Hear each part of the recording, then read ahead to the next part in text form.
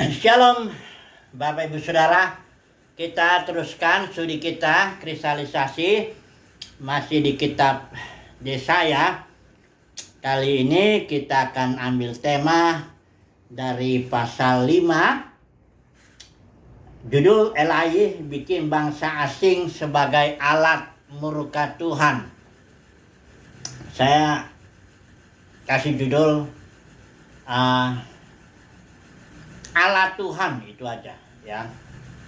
Di sini maksudnya alat Tuhan untuk membentuk atau mendisiplin umatnya ya. Jadi istilah murka kita ganti aja disiplin ya, karena Tuhan tentu mengasihi umatnya, dan murka di sini pengertiannya positif ya, bukan murka karena tidak ada ikatan perjanjian, ini lain ya.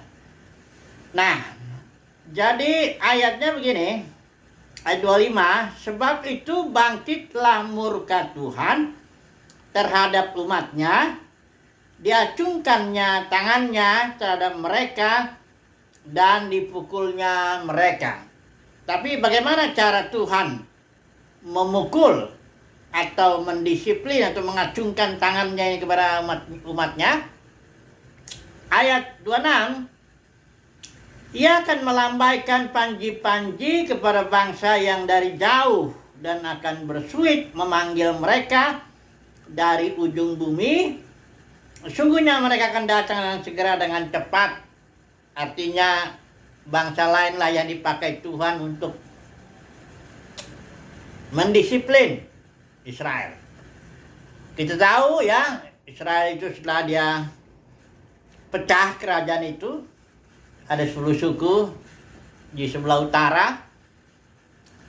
Itu mereka lebih cepat meninggalkan Tuhan. Ketika itu Jerobeam bin Nebat habis Salomo kan, itu ada Jerobeam bin Nebat sebelah utara ini.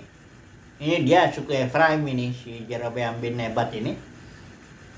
10 suku mengikut sana, dan yang di sini anak Salomo itu Rehabeam, hanya 2 suku aja, Yehuda dan Benyamin. Ini kalau suku yang 10 suku ini, kerajaan Israel atau kerajaan utara itu di zaman Jerobeam bin Nebat, itulah awalnya mereka langsung, Jerobeam itu yang bikin ibadah baru, bikin anak lembu. Di Betel 1 taruh, di kota Dan 1. Bikin ibadah baru, aturan baru, hari raya baru. Pendeknya bikin ibadah baru lah. Karena Jerobeam takut kalau orang Israel harus datang ke Yerusalem, nanti mereka akan kembali kepada Rehabeam. Karena memang orang Israel harus 3 kali datang kan, kita tahu. Hari raya Paskah, Pentakosta, dan Tabernakel. Jadi begitu pecah kerajaan itu, Jerobeam sudah ngajarin ke seluruh 10 suku itu bagaimana beribadah nyembah berhala. Dari antara itu keturunan itu tidak ada satupun raja yang baik yang tampil dari kerajaan utara itu. Ya, mereka enggak satu keturunan begitu. Ganti-ganti ya. Enggak ada satupun yang baik. Sementara kerajaan yang selatan, ini dia yang 2 suku, Yehuda dan Benyamin, ada banyak yang baik ya. Yang paling tepat dengan Daud itu ada di Hizkia, Yosia juga ya. Ada banyak lah raja-raja. Tapi banyak juga yang jahat. Manasye yang waduh, udah paling lama memerintah, jahat sekali dia. Ya. Nah, jadi ini raja-raja baik jahat, kehidupan itu sebenarnya secara dilihat dari awalnya ya, dari setelah Salomo pecah gitu, itu sebenarnya Israel tuh baik yang utara maupun yang selatan itu merosot. Adalah satu raja ya di situ, Raja Daud yang dari selatan ini, itu yang keturunannya ada janji Tuhan, di situ dia Mesias. Nanti kita bahas lagi. Tapi artinya secara umum ya, baik kerajaan yang utara maupun yang selatan itu merosot, ya. Hanya lebih duluan yang utara ini karena nggak ada satupun raja yang baik yang di utara itu. Akhirnya dibuanglah mereka, dipakailah alat Tuhan itu Asyur, bangsa Asyur. Dipakai sebagai alat Tuhan untuk mendisiplin, sebenarnya mendidik Israel yang utara, 10 suku. Tapi nggak langsung dia pulang, ya, menyebarlah itu kemana-mana. Tahun 722 sebelum Masehi. Kemudian 100 tahunnya kurang lebih itulah dia kerajaan yang selatan, Yehuda. Suku Yehuda dan Benyamin dibuang ke Babel oleh Nebukadnezar, kita tahu itu. Dan bahkan Nebukadnezar bukan hanya membuang itu orangnya aja, baik susunya pun dihancurkan, rumah-rumah orang kaya dihancurkan, temboknya juga dihancurkan, udah rata lah Yerusalem itu kayak reruntuhan aja. Dibuang di Babel 70 tahun lamanya sebagai bentuk disiplin Tuhan. Alat yang dipakai Tuhan itu ya Raja Babel, Nebukadnezar, untuk menghajar. Tapi untuk membangun kembali juga itu. Oh, itu koreksi ya. Nggak lama kemudian Babel jatuh, muncul media Persia. Itulah ada satu raja yang namanya Koreshi. Dia yang digerakkan Tuhan dan dia menyuruh pulang. Itulah rombongan pertama Zerubabel, rombongan kedua Nehemia, Ezra, baru Nehemia. Jadi yang kita mempelajari di sini, Tuhan mendisiplin umatnya, ya, menggunakan alat. Dalam kasus Israel di sini adalah Asyur yang utara, dan di sini Babel. Itu hanya alat aja, bangsa-bangsa lain itu dipakai Tuhan. Ya, karena Tuhan mendisiplin selalu dia pakai alat. Nanti kita akan melihat alat-alat Tuhan yang lain. Yang pertama, iblis saja kita akan bahas, ya. Itu pun alat Tuhan. Kedua, 2 pohon yang di Taman Eden. Itu juga alat Tuhan untuk membentuk manusia agar serupa segambar dengan dia. Kemudian keluarga, orang dekat kita ini. Secara pribadi, ya. Kalau secara pribadi terapkan, maka yang membentuk kita itu orang-orang dekat kita. Enggak mungkin yang jauh-jauh. Tapi yang dekat, itu dipakai Tuhan. Ya, entah keluarga, kalau yang udah berkeluarga. Kalau yang belum, ya mungkin teman kantor yang tiap hari ketemu. Atau mungkin teman pelayanan. Pokoknya orang dekat lah yang dipakai menjadi alat Tuhan. Ya. Nah, mari dulu kita barangkali langsung dulu iblis dulu ya kali ya. Kita, karena ini contohnya Ayub. Ayub itu, mari dulu kita lihat ya. Enggak usah kita baca semua. Karena ceritanya ini sangat populer sekali ya, Ayub ini. Dia dikatakan di sini orang itu saleh, jujur, takut akan Tuhan, menjauhi kejahatan, mendapat 7 anak laki-laki, 3 anak perempuan, 7.000 ekor domba, 3.000 ekor unta, 500 pasang lembu, 500 keledai betina, budak-budak dalam jumlah yang sangat besar, sehingga orang itu adalah yang terkaya dari semua orang di sebelah timur. Jadi bisa dibayangkan ini bagaimana Ayub ini luar biasa ya. Udah gitu, perbuatannya juga bagus. Makanya dia yang 7 anak ini pesta terus siap itu, Ayub langsung menguduskan mereka. Di zaman itu Ayub berfungsi sebagai raja, imam, nabi bagi keluarganya itu. Ya, jadi dia bikin persembahan setiap kali anaknya habis pesta-pesta, karena dia pikir jangan-jangan mereka anakku mungkin sudah berbuat dosa, telah mengutuki Tuhan dalam hati dan sebagainya. Luar biasa Ayub ini ya. Tuhan pun mengakui. Ini Tuhan bilang begini. Tidak ada seorang pun yang seperti dia di bumi, kata Tuhan. Demikian saleh, jujur, takut akan Tuhan dan menjauhi kejahatan. Tuhan sendiri mengakui itu. Di ayat yang ke-8. Tapi iblis datang sebagai alat Tuhan. Ya, ingat ya, iblis itu alat. Bukan dia saingan Tuhan, enggak. Dia hanya alat, budaknya Tuhan itu. Jadi dipakai. Dia diciptakan iblis untuk menjadi alat Tuhan, kayak tongkat yang dipakai untuk mendidik. Kalau dulu saya mendidik anak saya itu pakai tongkat. Kalau mukul jangan pakai tangan.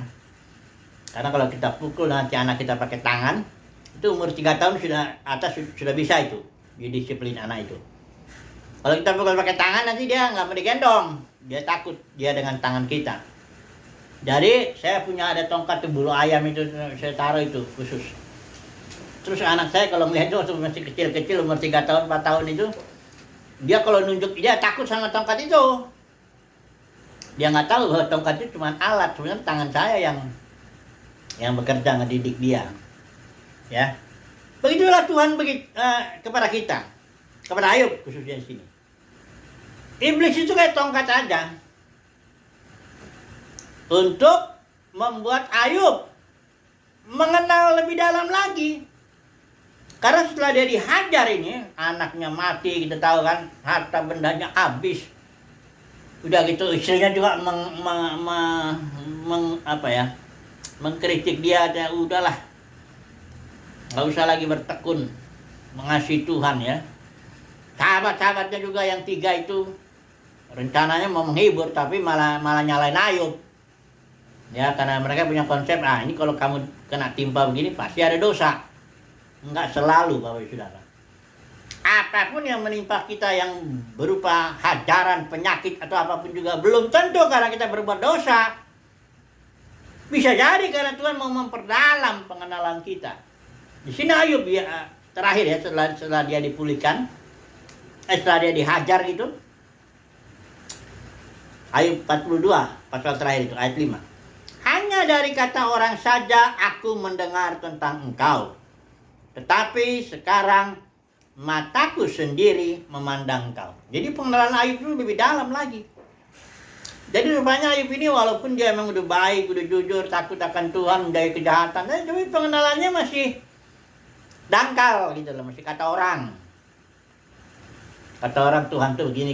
Nah, itu yang didengar Ayub. Tapi setelah dia mengalami bentukan dan Tuhan pakai iblis sebagai alat ya untuk menghajar Ayub, ngambil anaknya, iblis juga pakai pakai orang jahat juga, orang Seba ini ya. Ada juga iblis pakai api yang nyambar dari langit, orang-orang Kasdim. Jadi sebenarnya masalahnya awalnya Ayub nggak tahu bahwa itu tangan Tuhan. Dia nggak tahu. Makanya dia agak bingung juga sebenarnya. Dan dia berusaha ketika temannya menyerang dia, engkau karena berbuat dosa maka kena timpa ini. Dia jadi bela diri Ayub. Ditegur juga Ayub dengan sikapnya itu. Dia jadi bela diri karena dia nggak tahu. Ya, kita yang baca ini tahu karena kita baca pasal 1 pasal 2 itu kitab Ayub. Kalau Ayub kan ngalamin langsung di pasal 3 setelah dia dihantam itu, dia nggak tahu ada terjadi pembicaraan antara Tuhan dengan iblis. Jadi Ayub ini sempat memberi respon yang ya katakan membenarkan diri dan menyalahkan Tuhan atas keputusan Tuhan itu. Yang bagusnya Ayub itu ngakuin ya bahwa Tuhan yang memberi, Tuhan yang mengambil, itu bagus. Lah Ayub bilang juga, apa kita hanya mau terima yang baik dari Tuhan, nggak mau yang buruk? Itu bagus. Ya. Tapi ketika temannya nuduh dia terus, akhirnya dia membela diri dan menyalahkan Tuhan atas keputusannya itu. Nah di situ dia. Tapi Tuhan nggak murka sama Ayub dalam arti apa? Malah dengan ketiga sahabatnya ini Tuhan murka. Karena nggak berkata benar. Jadi kita lihat sini contoh bagaimana Tuhan menggunakan alat yang adalah iblis untuk membentuk Ayub supaya pengenalan Ayub lebih dalam. Yang jelas tidak enak lah mengalami pembentukan atau proses itu. Kayak Ibrani pasal 12 juga bilang, ajaran itu ketika datang ya nggak menimbulkan sukacita, duka cita dia. Tapi setelah itu menimbulkan damai bagi mereka yang dilatih oleh. Ingat ya, bagi saudara, Tuhan selalu punya alat. Yang pertama tadi iblis. Ya, ini yang kalau kasus Israel, bangsa Asyur dan bangsa Babel. Ya, kita lihat contohnya yang ini berikut ini adalah iblis. Kemudian coba dulu kita lihat yang 2 pohon. Nggak usah lah kita baca itu. Tapi mungkin perlu juga ya, karena banyak juga orang berpikir 2 pohon itu bukan alat Tuhan. Itu alat Tuhan untuk membuat manusia yang menjadi serupa dan segambar dengan dia. Dalam Kejadian 1 itu, ayat 26-28, kita baca sedikit lah. Dikatakan di situ, baiklah kita menjadikan manusia menurut gambar dan rupa kita, supaya mereka berkuasa atas ikan-ikan, di laut, burung-burung, di udara, ternak, dan seluruh bumi. Ini baru rencana dalam Dewan Musyawarah Elohim. Di sini saya yakin Bapak yang bicara. Ya, anak roh. Oke. Ya. Baiklah kita menjadikan manusia serupa dan segambar dengan kita. Ini baru rencana ya. Nah, ketika itu mulailah, setelah rencananya oke, mulailah diciptakan Tuhan. Suatu taman, di situ ada manusia Adam dan Hawa. Belum jadi, Adam dan Hawa belum serupa dan segambar dengan dia. Belum, orang masih netral mereka, innocence istilahnya, jahat enggak, kudus enggak. Ya, Adam dan Hawa itu kayak bayi ya lah. Nggak tahu juga yang jahat dan yang baik. Bayangkan saudaraku, bagaimana mau serupa segambar dengan dia? Nggak tahu yang mana jahat, yang mana baik. Nggak tahu Adam dan Hawa. Dan itu mereka telanjang dan nggak malu. Ya. Kita kan orang dewasa tahu kalau telanjang itu ya, kalau telanjang di kamar mandi ya nggak apa-apa. Tapi kalau telanjang, hidup telanjang begitu, ya kecuali anak kecil telanjang dia nggak apa-apa, karena dia belum tahu bahwa telanjang itu nggak baik. Ya nggak baik kalau di depan umum begitu kan. Tapi ada kayak gitulah, kayak bayi begitu. Dia nggak tahu mana baik mana jahat.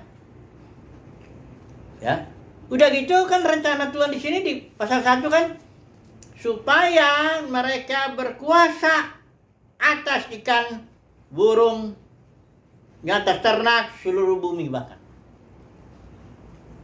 Makanya ini masih rencana, karena Adam masih dalam taman Eden, dan itu belum juga beranak cucu. Belum juga dia membuktikan menaklukkan segala sesuatu, belum. Ini masih, kalau tindakan awal, banyak orang bilang Adam dan Hawa di taman Eden itu udah serupa segambar dengan dia. Loh, kalau udah serupa segambar dengan dia, nggak mungkin lagi jatuh dalam dosa melalui makan pohon itu. Nggak lagi lah. Ini belum. Justru kedua pohon itu adalah alat Tuhan. 2 pohon itu alat Tuhan untuk memproses Adam dan Hawa agar menjadi serupa dengan segambar dan serupa dengan Tuhan. Dua-duanya mesti dimakan sama Adam Hawa. Kenapa saya bilang itu? Karena kejatuhan Adam itu kita sudah tahu itu Roma pasal 8. Roma pasal 8 ayat 19-21. Seluruh makhluk telah ditaklukkan ke dalam kesia-siaan. Artinya jatuh dalam alam maut, alam dosa. Bukan oleh kehendaknya sendiri, tapi oleh kehendak Dia yang menaklukkan. Coba baca sendiri. Roma 8 ayat 20. Jadi Bapa di sorga yang merancang supaya Adam dan Hawa jatuh dulu, merasakan dulu alam maut, pohon. Karena firman Tuhan bilang, kalau kau makan pohon ini, pohon pengetahuan, kau akan mati. Maut itu istilah Ibraninya di situ bukan mut. Mut itu maut. Tapi istilahnya di situ mut, tamut. Ada 2 itu mati, kematian di situ. Artinya apa? Ketika ada makan buah pohon pengetahuan, langsung dia mendapat suatu jenis kehidupan yang Alkitab bilang maut, yang dikuasai oleh iblis. Ibrani pasal 2 itu. Kemudian pada gilirannya, kalau engkau menjalani terus hidup itu, pada gilirannya tubuhmu juga akan mati. Oleh istilah bahasa Inggris itu bagus terjemahan bukan ILT, yang literal. Itu terjemahan ini, dying you will die. Jadi 2 kali mati. Begitu ada makan tep, dia langsung dying, mendapat suatu jenis hidup yang berproses kepada kematian fisik. Dying you will die. Die, mati fisik. Jadi Adam dan Hawa memang diproses. Itulah pohon itu menjadi alat di tangan Tuhan. Adam harus merasa, Adam dan Hawa, seluruh kita manusia harus merasakan pahitnya hidup di alam maut itu yang dikuasai iblis. Dan betapa sia-sianya hidup itu. Kitab Pengkhotbah bilang, itu istilah kitab Pengkhotbah, di bawah matahari atau di bawah langit. Itu ada istilah itu muncul kurang lebih 52 kali di dalam kitab Pengkhotbah. Yang hanya 12 pasal itu ya. Itulah hidup di alam maut itu. Kaya nggak ada gunanya, miskin juga nggak ada gunanya, berhikmat juga ya mati juga, ya orang bodoh ya mati juga. Mau kesenangan juga mata nggak puas melihat katanya, telinga nggak puas mendengar, sia-sia semua katanya. Ya. Itulah karena kita seluruh makhluk masuk ke dalam alam kesia-siaan. Supaya apa? Supaya nanti ketika Yesus datang, aku datang untuk memberikan hidup. Itu yang disimbolkan oleh pohon kehidupan. Disitulah kita mulai bertumbuh, merasakan, bersyukur, dan memuliakan Tuhan. Karena kalau orang nggak mengalami pahit, dia nggak akan menghargai manis. Enggak. Bahkan dia nggak kenal.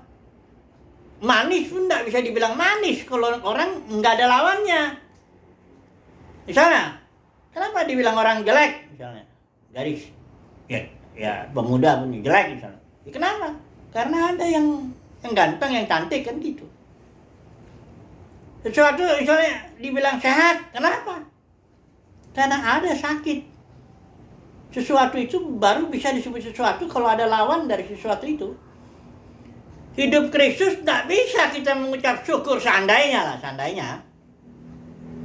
Manusia langsung menjalani hidup Kristus begitu tanpa mengalami alam kesia-siaan, alam maut, alam penderitaan, kepahitan, alam penyakit ini.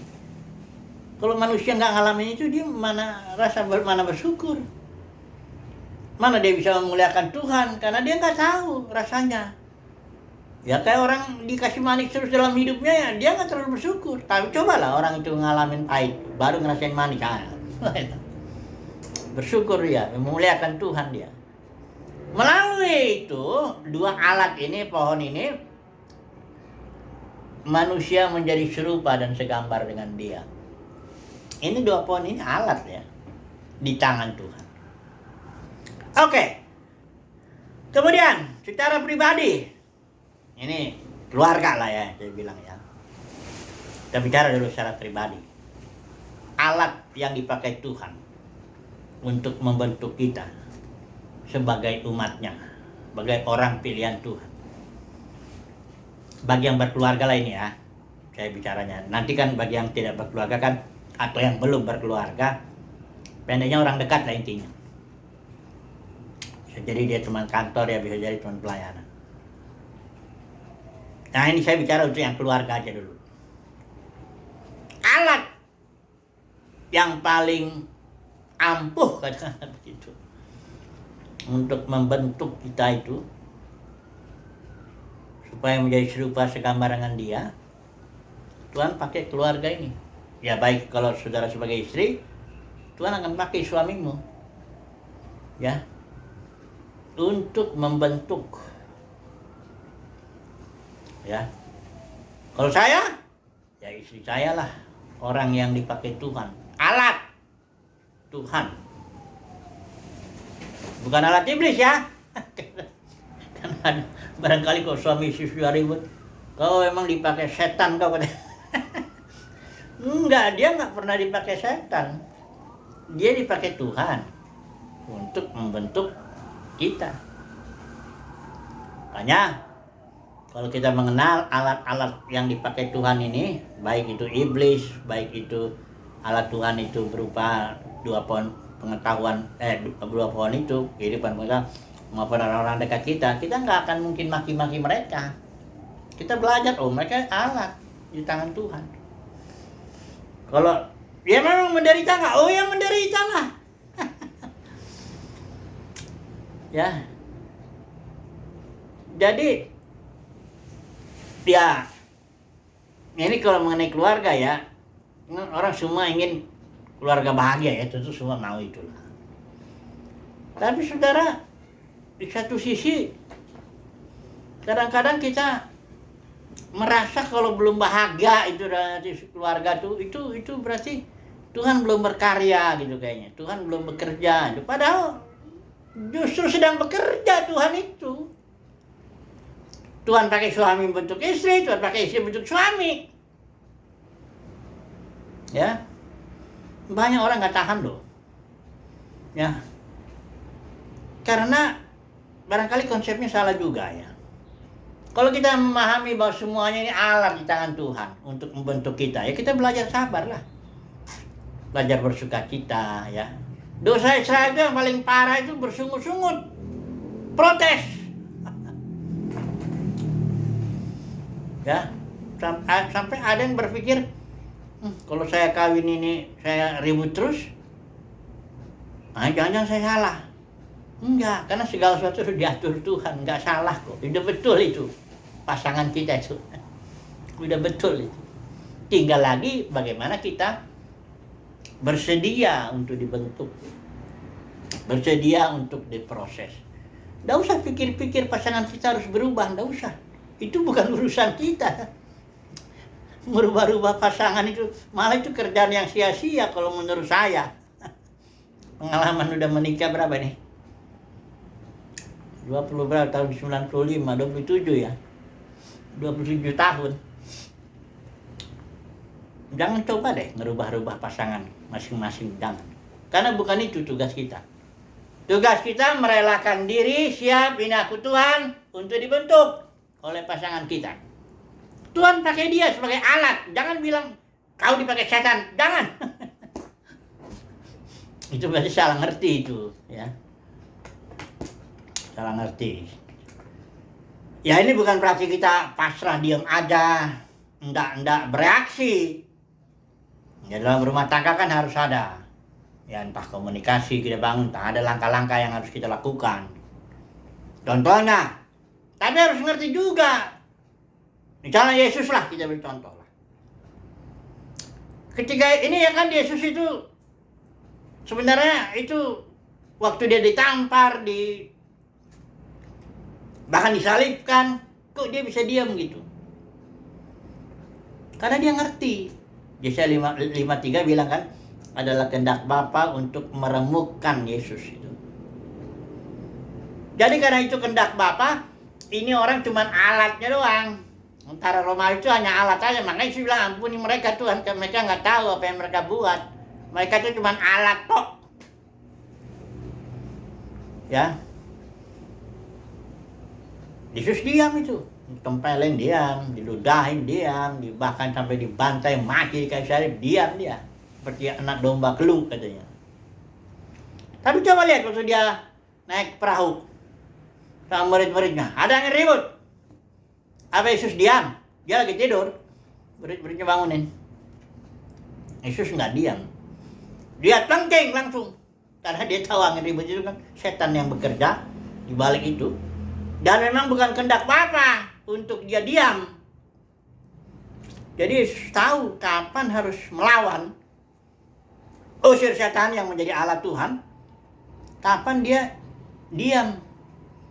Terhadap tentara Roma itu alat setan juga, kan setan yang mau merencanakan pembunuhan Yesus. Jadi ada saatnya kita ya harus bereaksi juga terhadap alat Tuhan itu, pembentukannya ya sesuai dengan pimpinan Tuhan. Nah itu dia makanya. Jangan main asal hantam tangking aja. Misalnya COVID lah ya. Nah, dulu waktu COVID pertama itu datang 2020 ya, bulan Maret itu kita sudah nggak boleh kebaktian lagi. Pemerintah cuma larang itu.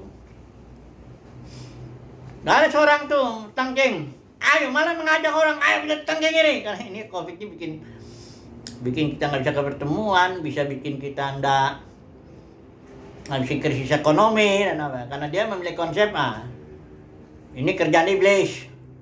Dia nggak tahu bahwa iblis itu kan budak di tangan Tuhan, itu Allah Tuhan juga. Jadi tanya dulu, apa benar ini saya harus melawan ini, tangan Tuhan ini, COVID dan setan, kalau memang ada setan di belakangnya itu. Apa saya harus lawan? Atau saya harus mengambil sikap kayak Yesus, belajar berdiam diri, berusaha mengerti maksud Tuhan apa, kenapa jadi nggak bisa ibadah, kebaktian di gedung misalnya, ya bertanya gitu loh, jangan main hantam kromo aja. Ini namanya nggak ngerti alat di tangan Tuhan itu, ya. Jadi kesimpulannya apa nih?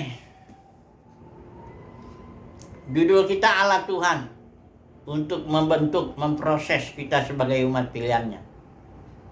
Kesimpulannya apa? Ya belajarlah mengucap syukur, menerima pembentukan itu dengan hati gembira. Memang sakit, jelas.